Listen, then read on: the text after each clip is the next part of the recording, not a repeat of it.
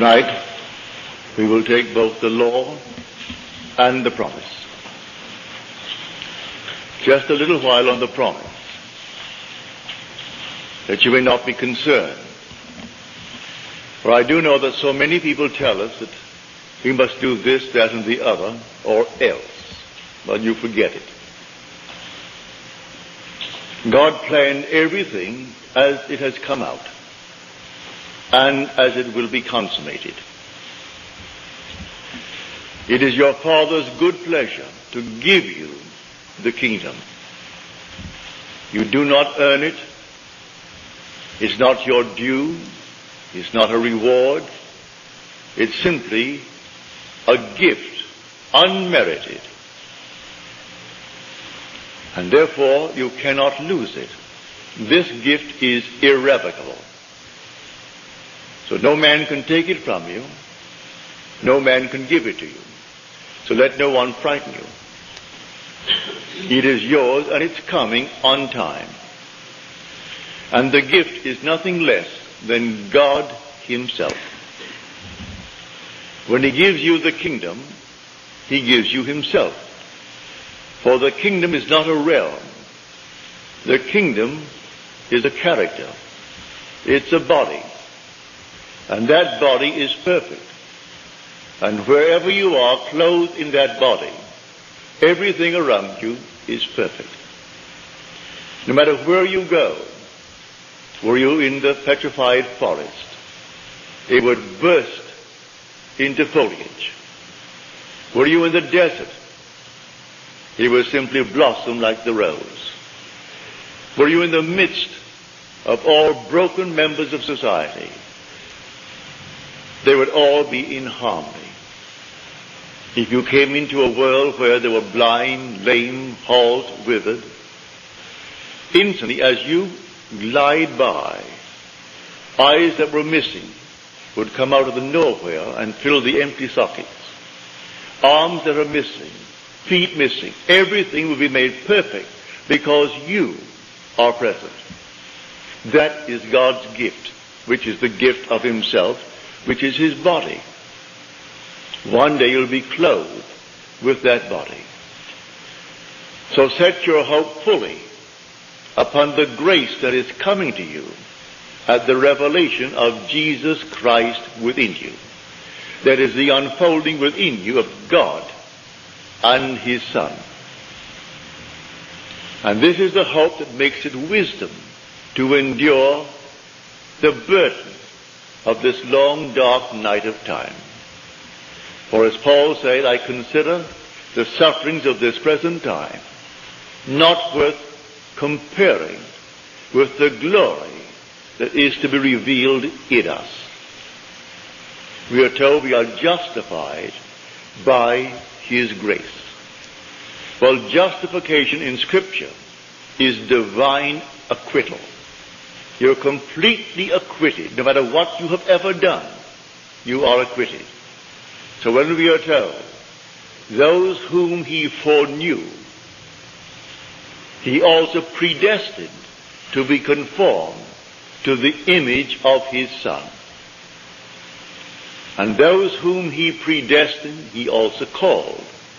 And those whom he called, he also justified. And those whom he justified, he also glorified. So justification is simply divine acquittal. And glorification is the gift of God himself to you. So that man then matures when he becomes his own Father. So we say, it is the Father's good pleasure to give us the kingdom. In giving us the kingdom, he gives us himself. In giving us himself, man becomes his own Father. So let no one worry you, let no one in any way suggest that you've got to do something to earn it. You cannot earn the kingdom. You cannot earn this gift. This is a gift, unmerited, and it's not your due. Were it your due, then it's not a gift. It's not given as a reward. You are made fit for the kingdom. And your fitness for the kingdom is the consequence, not the condition of his gift. The minute he gives you himself, you are fitted for the kingdom, and you wear the body of God. And everything in your presence, while you wear it, is made perfect. But, having given us the promise comes first in Scripture. Then we are told he gave us the law. The law to cushion us, while we as pilgrims walk through the furnaces. And so we have a law. Man is not aware of the law. Even the wisest of men, they're not aware of it. I'll go back now to 1949. I was in Milwaukee. And I gave a series of lectures on the Bible. And this couple, he was the physicist, the head physicist of Alice Chalmers. They're a huge, big manufacturing firm making these turbines, sometimes bigger than this interior. And he was the head of the chemical department, where they would send waters from all over the world who bought the turbine. And he would analyze the water to discover the problem that they faced. Because the water, as it came through the stream, gathered the chemicals. And then the chemicals deposited itself within the turbine. And so they would send him samples of the water. And then he would analyze the water and then send them the solution to their problem. Well, being a trained chemist and the head of the department, he didn't take issue with me, but he said, Neville, I can't quite go along with you. Because as a chemist, it's in conflict with my training. You tell me that you can go forward in time, that you can move backwards in time, that all things are, and everything is now, at this very moment. And yet you're telling me you can make things change, and it's in conflict with my training. We have a law known, said he, and we call it entropy. And entropy means that the past is fixed and unalterable. You cannot change it. If that could be changed, it throws everything out of kilter in my lab. I must know the past is unalterable, like braiding a lady's hair. And the braided part, that's fixed. The rest is future, not yet braided. We are waiting to see how it will develop from the braided part, because that is completely fixed and unalterable. And you tell me it is not, that the whole vast world exists now, past, present, and future, and that you can go into these sections of time in a world that is finished. But I can't go along with that. That's perfectly all right. I'm not a chemist. I'm not a scientist, so I cannot argue the point with you. I only know my visions. And I teach vision as I have actually experienced it. And I can go into these spots. I have gone into these places, and the past has not passed away. And it's fixed, as you say, but I'm quite sure one could go back and revise that past and change it. And I can go forward into the future that I do know and set it up to walk across a bridge of incident. When I come to that point in time where I have entered, it takes on the color and the tone and the reality that I assumed it to be when I entered that state. Can't be done. But he was a very honest man, as most of these fellows are. They're trained to be honest. How else could they achieve what they do achieve in science unless they're perfectly honest with themselves? Well, in the month of November, I received a letter from him. And he sent me the Science newsletter dated October the 15th. And it was all about the positron. And the one who wrote it was Professor Richard Feynman. He was then professor of physics at Cornell University. 20 years later, only last year, they granted him the Nobel Prize in Physics for that paper. It took them 20 years to recognize what he said as theory back in 1949. And if I can quote it, this is it. The positron is a wrong-way electron. It's wrong way in every sense of the word.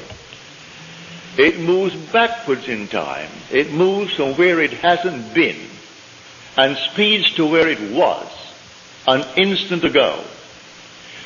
Arriving there, it is bumped so hard, its time sense is reversed and it moves back to where it hasn't been.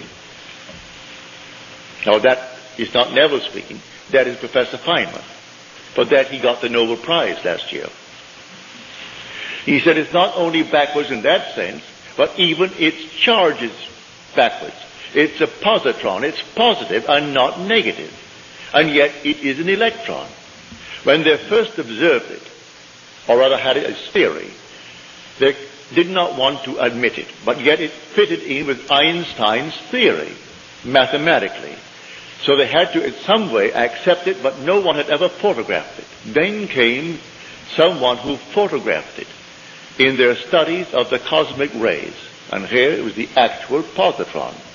It seemed as though two were developed at a certain point.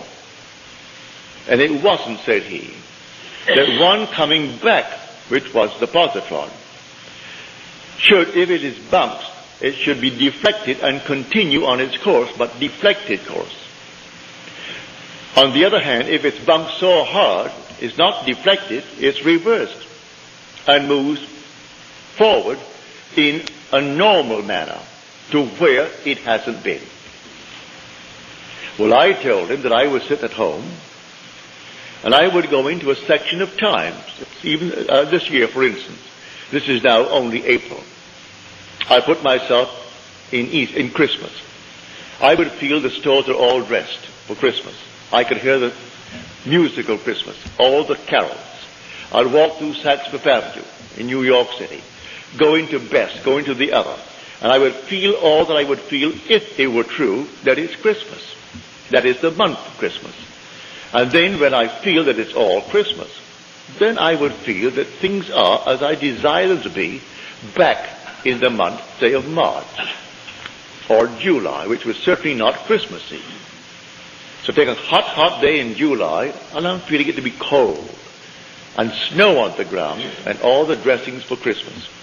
And then I would open my eyes and bounce back and shock myself, because it seemed so real to me that when I came back and opened my eyes upon July, and it's hot, I thought, now, are you kidding yourself? No, when I went forward in time, quite normally, waiting out the days, the months, to the month of December, things happened as I actually had assumed that they would. I went forward and predetermined what would happen. Well, when he sent me this, he wrote a sweet, lovely letter saying, Neville, I must confess, I didn't see it. No one saw it until Professor Feynman in his lab discovered this. But he discovered it by theory. And you tell me you know it by vision. You're not a scientist, and yet all that you said to me, which I could not believe, and even in this moment it's difficult for me to believe, here comes a great professor, a theoretical physicist, and he is the one who wrote this paper. For that he got the Nobel Prize last year. He worked on our atomic bomb, he worked on the hydrogen bomb. Then he asked the government to relieve him of the secrecy imposed upon him because of his position. And he came here to Caltech and taught at Caltech theoretical physics. He said, I want the freedom of imagination. I didn't want to be confined with the secrets of government so that I could not express myself. Leave me alone, all in theory. So he goes blindly on with his mathematics and his theory, bringing out these concepts, all theory. Well, mine is not theory. I go into these states. Now, look at it this way. See the whole vast world as infinite states. All states. If they're all states, and you are an immortal being, you're not a state, you are immortal. You enter a state, and the state becomes alive. Therefore, you are not to blame if you enter a state unwittingly, and it's a horrible state. Men not knowing that you are in a state, they condemn you. But you have to express the contents of that state. If you enter the state of poverty, you have to experience poverty. If you remain in it, you must go and drink that to the very last drop, the dregs of that cup. If you go into any state and remain in that state, you're going to drink it to the very last drop. But you can get out of a state. You don't have to remain in it if you know it's a state. If you don't know it's a state, you identify yourself with the state and think that you're it. Man has identified himself with this little body, and he thinks he is it. So the day comes, he has to discard it because he's worn it out. As he discards it, all of his friends are crying to think he died. He can't die. He is an immortal being who wore a garment of flesh and blood. That same being who goes into states, remaining in a state, and the state has to be expressed by him who resurrected the state. For I am the resurrection and the life of that state. Now, you can change an individual with or without his consent if you so desire. Here is the story of a friend of mine. I persuaded him to give up his job here. I knew he was a single man and he would like to do what I am doing. So I said, San Francisco is wide open. I only go there once a year for 4 weeks at a time. Now I have reduced it to 2 weeks at a time. But I used to go in the early years 4 weeks. I said, they need someone badly who knows this law. You can't teach the promise because you do not know it. You can tell it, but from hearsay, because you have not experienced the promise. But you do know the law. And you are presentable, you are a gentleman, you go up there, I will not give you any money. But I will give you my mailing list of 500. It's a live list. And you send out my list. When I go, I will tell them that I allowed you to have my list. And I will get behind you in that manner, but not in any other way. You've got to go on faith. Well, he quit his job here. He had seniority of 8 years in the place that he worked. He goes up to San Francisco, and he made arrangements to open. He had a little dog, lovely little dog, and he was walking this dog one afternoon before he opened. And a man came over and greeted him and said, what a nice little dog you have. And then after the usual greetings, he said, can you help me out? I haven't eaten today. I'm out of work. And my friend said, no, I have no money. But I will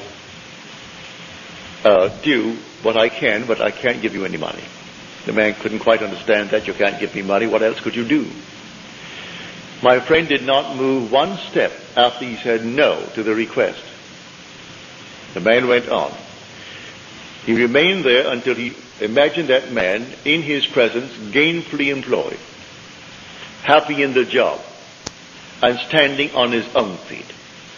That was taken the story in the book of Acts, when a man came to John and Peter, and he could not stand on his own feet, and he was begging at the temple door.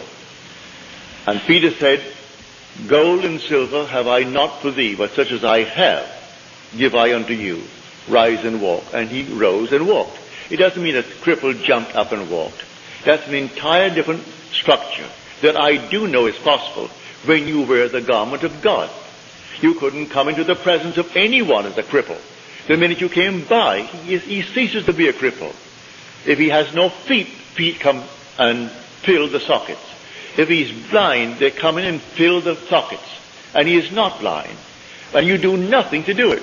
No compassion. You simply are so perfect that nothing imperfect can remain in your presence. But in this case, on this level, no one is actually going to jump up from the crippled state and start walking. But he takes a man who is crippled, who is standing on other people's feet by begging from them. Well, a month later, he was walking his dog and he saw this man and he crossed the street. The man crossed the street and came over to him. He said, I don't suppose you remember me. He said, oh yes, I do. I remember you just about a month ago that you asked me for money. He said, yes, and I want to thank you for not giving it to me. And extended his hand to my friend. He said, had you given me the money, I today would be asking you for money. Because you did not give me. I was so embarrassed and so annoyed with myself that I put myself in that position. I went out the very next day and I got a job, a good job. It pays well. And it has promise of growth. And I am very happy in the job. So again, let me thank you for not giving me the money. He put the man on his own feet by representing him to himself as one gainfully employed. That's what I'm talking about when I tell you the all states. He took him out of one state and put him in another state. The man who is in the new state is the same man. You are an immortal being. You are changing only when you fall into a state. And others who knew you well in one state think, what has happened to him? You either go up or you go down. If they see a radical change, and they wonder, what has happened to him? He is affluent, he is this, he is that, or what has happened to him? He used to be, and look at him now. And not a thing changed with the immortal being who occupied the state, other than the state. He changed the state. Man, not knowing that, he condemns the state. When it's not the being that you're looking at a state. So God forgives everyone. He justifies everyone because he knows they're only in states. And the Lord created all these states. These are the states. So that's what Blake meant when he said, I do not consider the just or the wicked to be in a supreme state, but to be every one of them states of the sleep, which the soul may fall into in its deadly dreams of good and evil. When it left paradise, following the serpent. Following the serpent. When man left that heavenly state of innocence and came into a world of experience, of educative darkness, and experienced generation. For here we are generating and multiplying these garments to clothe the innocent one who has come down. So the whole drama is from innocence through experience to an awakened imagination. When the imagination completely awakes, that's the divine body, Jesus. That's God. And it takes all of this journey. We are the pilgrims moving through states. So I tell you, master the art of moving from one state to another state. You are not the state. You never have been and you never will be. The state, if you are going to condemn the state, but why condemn anything? Moving out of a state into another state. Move yourself out of one state into another state. So others say it can't be done. Leave them alone. They say it can't be done. You go about your Father's business, moving from state to state as you desire it. Now it all starts with a hunger. It starts with a real desire on your part. And all these infinite states are simply to satisfy the hungers of men. So you want to be good, as you understand good to be. You want to be wealthy, as you understand it. You want to be famous, as you understand it. All these are states. Go into the state before you are qualified. Go into the state and stay there. The state has all the things necessary to externalize itself. But you are the occupant power. You have to go into the state and dwell there. Now, as I go into it, let me remain in it. If I come back like the positron, I'm simply going to be turned right around. I'm not going to be deflected and continue my journey in the same direction, only deflected. I'm going to be so shocked. And everyone is shocked. When I go into a state and it seems like this, it seems so real. When I open my eyes, oh, here I am, back there. But that shock turns me around from that return to my motion forward now as an electron. I'm not a positron anymore. I was a positron when I actually started back in time. And when I reached this body, and the body is jolted when I open my eyes. Then, what I did there, I am moving across a bridge of incident now, some series of events that leads me up to the fulfillment in what the world calls reality. But it was real when I occupied it in my imagination. That's when it was real. We exist in these bodies. We live in our imaginations. For our imaginations, these are the only realities. Imagination is God. That is the divine body, Jesus. I used to sit and simply try it in my living room. I couldn't see the chair where I sat in the living room from the telephone in the hallway. I would sit at the telephone in my imagination while my body was in the living room. And then I would assume I'm at the telephone.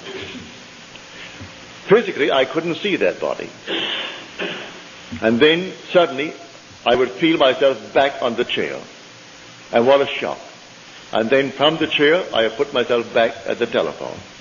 I would stand on the outside of the house and see it like this building. See it from the street, rather than from here. And assume while I'm standing here that I am looking at the building from the outside. And suddenly you are on the outside. And you're looking at it from the outside. Do it with your own home. Do it with anything in your room. And that gets you sort of in a state of moving. You become mobile, as it were. And it's easy then to occupy any state. And they're only states. So when someone thinks themselves so important, it's only a state, but all right, that state in itself is important to them. And anyone occupying that state must do exactly what they would do. If I were in the state of Hitler, I would do the same thing Hitler did. Because it's a state. And if I fall into it, knowingly or unknowingly, I've got to play that part. So he does not consider the just or the wicked to be in a supreme state, but to be every one of them states of the sleep, which the soul falls into when it leaves paradise, following the serpent. That serpent of generation.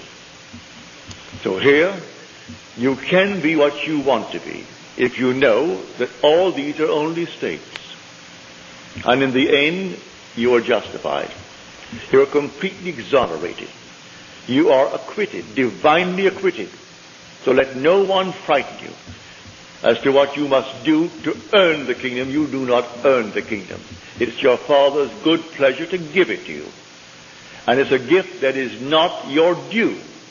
It's not a reward for any good things you did.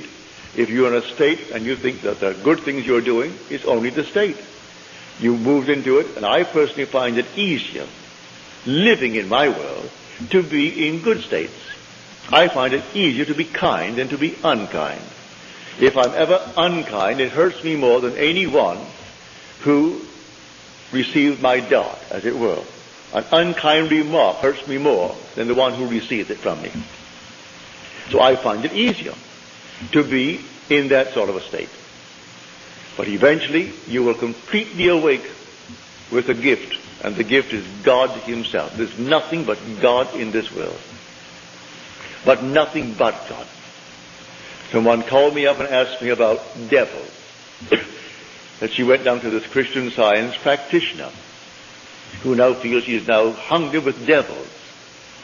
Well, they teach devils. How the devil does this, the devil does that. Just getting away from the first and great commandment, which is the great commandment, the Shema, the confession of faith in the Hebraic world. Hear, O God, the Lord our God, the Lord is one. The minute you get away from that, you have a devil. There's another God, another creator, another something. And you have two, you're going to have four, you're going to have 8, 16, 32, and so on. Always come back to that fundamental state. There is only God. And God is your own wonderful human imagination. When you say, I am, that's God. There is no other, and never will be another God. He is going to unfold himself within you and completely awaken. And when he awakens, you are God. And then you'll be clothed in that heavenly garment. And I'm telling you, it is a heavenly garment. I can't describe it other than to tell you, when you're in it, you're not standing on the earth. You're lifted off, as it were. And I can only describe it as air and fire. And when you glide by, and the sea of humanity, imperfect, you do not raise one little finger to change them. No compassion, because they cannot remain that way when you go by. And as you glide by, everyone is made perfect. Everyone, not one is left out. Doesn't matter what he did to lose his eyes, what he did to lose his arms, to lose his legs, to lose his tongue. It doesn't matter what he did. In your presence, he cannot remain imperfect. And everyone is made perfect. That is the kingdom. So it is your Father's good pleasure to give you the kingdom. So set your hope fully upon this gift. And then you can endure the temporary ills of the world. Because we are moving through all these things, and not every moment of time are we alert to these states, and we can fall into it by reading the newspaper, fall into it by hearing a news bulletin, fall into it by a little conversation with a friend.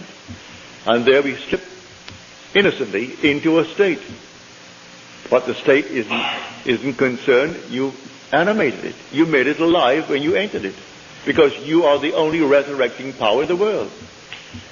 You are the resurrecting, living power of the world. And that power is your own wonderful human imagination. So everyone here, put your mind at peace and don't think for one moment by being good, as the world calls good, by attending certain services and doing certain things and observing certain things, that there's something on the outside watching you and marking up some little thing in your favor. No, you're simply waiting for that appointed moment when he unveils himself. So you'll set your hope fully upon the grace that is coming to you at the revelation of Jesus Christ within you, which is the Lord and his Son. That is Jesus Christ. The Lord and his Christ. And Christ is the Son of God.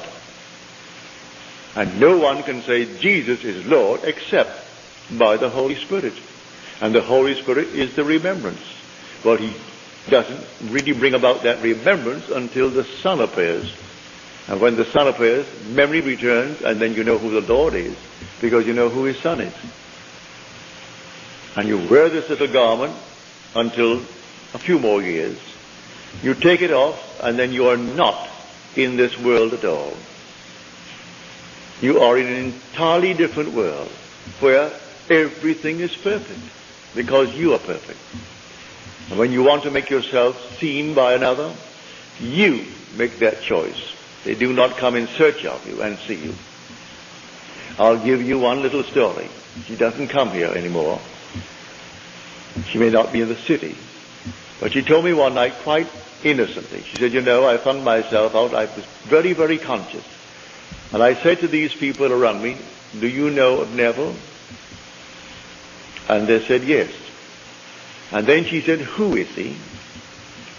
And with that, she said, I was whirled as though I was some meteor flying through space, thrown out, as it were, and walked scared to death. You do not see one who has already been born from above until he chooses to show himself.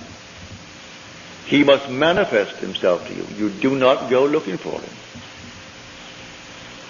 Because unless you are born from above, you cannot enter the kingdom. Even though it's his pleasure to give you the kingdom, it will come after your birth from above. Prior to that birth, he can't give you the kingdom. And one to whom he's already given the kingdom is not in the world. Though for a little while he is in the world telling the story, telling it from experience and not from theory. So I'm telling you exactly what has happened to me. I share it with you. And it's going to happen to you, every one of you. So let no one in any way try to convince you that you must be a little better than you are if you would get the kingdom. The kingdom is your gift. And listen to the words in the 11th chapter of Romans. It is irrevocable. The gift and the call of God are irrevocable. You cannot revoke it, and no one can revoke it. And your inheritance is not only God. You're told in the 4th chapter of Romans, you inherit the world. The world is yours, and all within it. You don't inherit some little portion of the world. You inherit God, and God owns the world, and the world is your inheritance. So in the 16th Psalm, David is made to say, The portion of my inheritance is the Lord. That's his portion. He inherits the Lord. The Son inherits the Father. And so a man matures when he becomes his own father. This is the great mystery of Scripture. And you will inherit the Father, for it is his will, and no one can break his will. It's your Father's good pleasure to give you. So when you hear people bragging how this one is better than the other one, forget it. They're judging states. So that man is richer because he's a state that is richer than the other state that is poor. But the occupant of the rich state does not differ from the occupant of the poor state. And the occupant of the state tonight that is in jail does not differ from the judge who sentenced them. One is not better than the other in the eyes of God. In the eyes of God, all are acquitted. That's justification. We are justified by his grace, we are told. All are justified by his grace. And grace is an unearned, unmerited gift of God. And that grace is God's last, his final gift, which is love in action. And God is love. It's his gift of himself. And that's when he gives you himself. There's not a thing else to give. He gave you himself. And the whole vast world is yours. So we inherit the earth. Now tonight, I hope you'll start practicing. Won't take you any time at all to try it. It costs you nothing. And it works wonders. You can sit here tonight or you go home. Put yourself in a state of affluence. What's wrong with that? I know, well, back in the 1920s, 1930s, we had a deep depression beginning in 29. And do you know that you could go to Tiffany and buy, say, 8 glasses, beautiful glasses for a wedding present? Cost you what? Not more than 75 cents. A beautiful glass. And in a Tiffany box. The whole thing was a Tiffany box. Beautifully done. You'd go to Macy's or Gimbel's. And you'd buy something not comparable for $1. $1.25. But the majority would not be seen dead in Tiffany. That was style. That was something beyond them. They wouldn't even walk in. They felt embarrassed to walk in. Yet you could go into Tiffany, the jewels on the first floor, take the elevator to the third, where they had the lovely china and lovely glassware on another floor, and get a beautiful gift wrapped package from Tiffany. You didn't have to send 2 dozen. 8, that's enough. 8 beautiful glasses. And people would not go in. They were embarrassed to be seen in Tiffany. I'm quite sure the same thing is true here with their branch hair. And you could go to Tiffany and buy a lovely thing for very little, really. But people are trained, that means something that's classy and that and the other. And if you're in one state, you can't argue them out of it. They've got to get out of that state to be able to go into a state. And if you tell them, you know, at one time in your life, a $12 suit was all that you could afford and all you thought you could ever afford. You get out of that state and think something differently. And then you pay $250 for a suit easier than you could get at the $12 for the other suit. I know it happened in my own case. When I began to buy a suit for $250, it was easier for me to pay $250 than when I had to get at $12 for a suit. That if it rained, I had to start running. Or I couldn't get out of it. Now that is life. And you simply move from one state into another state. And the same being, I am not another being. I answer the same name. You say Neville, I answer. I answer then to the name Neville. And yet I move from one state to another state to another state. As you move from one state, what you couldn't do in one state, you find it so easy to do in the other state.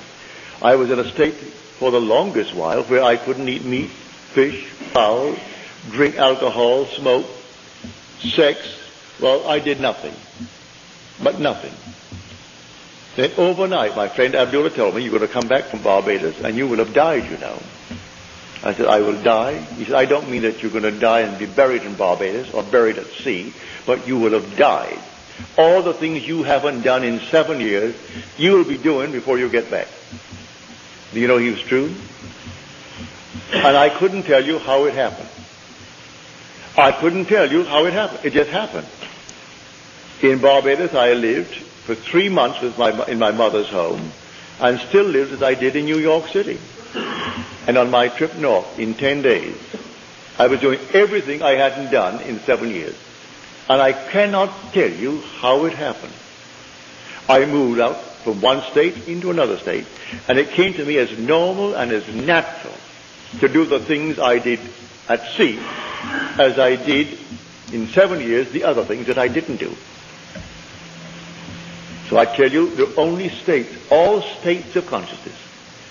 And if you recognize that, you can forgive every being in this world, no matter what he is, or what he plans to be, or what he has done.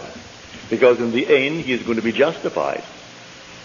He is justified by the grace of God, as we are told. Everyone is justified by the grace of God. He is divinely acquitted. And when God acquits him, who is going to judge him?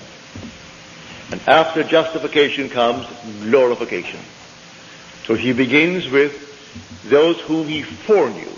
Well, he foreknew us, for he chose us in him before the foundation of the world. And if he chose me in him before the foundation of the world, then he knew me. And those whom he foreknew, well then, he also predestined. He predestined them to be conformed to the image of his Son, that which reflects his glory and radiates his glory and bears the express image of himself. I am destined to be that, to be the express image of himself. And those whom he then predestined, he called. Call my sons from afar and my daughters from the end of the earth. Call them all. And he's calling us one by one by one, for we are so altogether unique. He can't call us in pairs. Call us one by one. And those whom he called, he also justified. And those whom he justified, he also glorified. So you are destined to be glorified with God, as God. And it will not in any way be stopped by anyone. So let no one frighten you. From the pulpits of the world, every Sunday morning, they try to scare the people to death, set themselves up as the criterion of what people ought to be. In other words, look at me, they will say, and follow me. I saw in yesterday's paper this son of a very prominent evangelist across the country. He's in Barbados, he's in all the West Indies, he's all over Europe.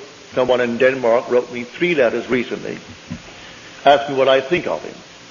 Well, I did not respond. I answered his first 2 letters, and then when he kept on trying to make this a conversation between us, and he mentioned this party, I did not answer. I never listened to the man. I've never read any of his works. But when I read in the paper yesterday a picture of his son, who confessed that he was simply, he has sinned against his wife and his children. Well, you know what he means. And then he sinned against God. Then I went on to read that this man takes in tithes $30 million a year in tithes. He tells them how they're serving God when they send him money and taking in $30 million tax-free. It's religion. 30 million. So now the son has now been removed from being the heir. The father's 80 years old, but he's still in control of that 30 million a year, tax-free. I wonder what he talks about. So that is big business. When you go into that sort of money, that's big business. And you have no room in your mind's eye for any spirituality, none whatsoever. And you can take that greatest of all books and make a mess of it. Interpret it as something that is taking place here in secular world. It isn't secular at all. This story is profoundly, well, it's all spirituality. It's God's plan of redemption. It has nothing to do with the secular world. And they're telling you the future of America, the future of Russia, the future of China. It's not in Scripture.